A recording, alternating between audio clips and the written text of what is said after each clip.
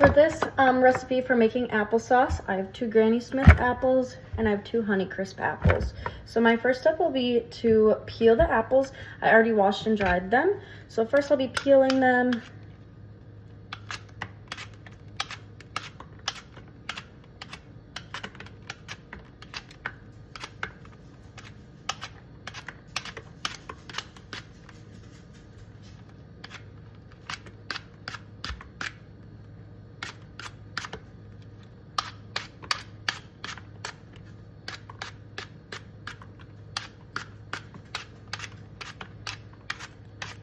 Now that I have all 4 of my apples peeled, I am going to quarter them.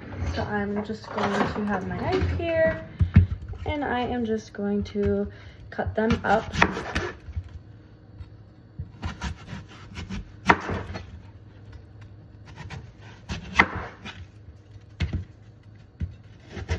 And I'm just going to set my core off to the side.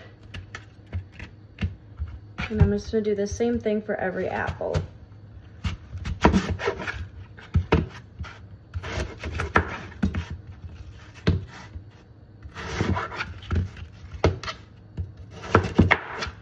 Then after I'm done cutting every apple, I'm just going to core out the middle of the apple.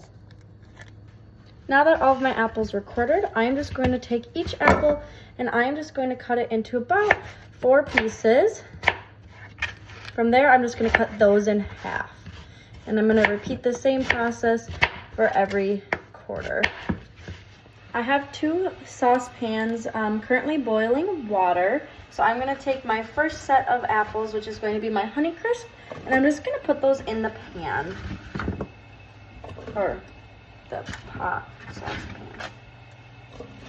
Then I'm just going to let those sit in there, and they will soften up.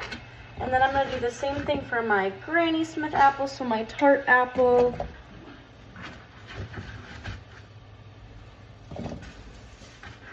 And then I will let these sit for about 15 to 20 minutes until they are soft and tender enough where I can take a fork and break them apart. And then I'll be watching to make sure the water doesn't boil out as well. I'm now at the point with my applesauce where I can take my fork and I can start to kind of smush it and see how done they are. So I already took care of my Granny Smith applesauce. And that one only took me about 15 minutes to complete through the entire process. I did add a little bit of sugar to that one just because I knew it would be a little bit more tart. But my Honeycrisp apple is dissolving pretty good, although it took me about 20 minutes to do this one. I'm not going to add any salt to this one as this is already a sweet apple, and I want to make sure I can really get that flavor of the Honeycrisp itself.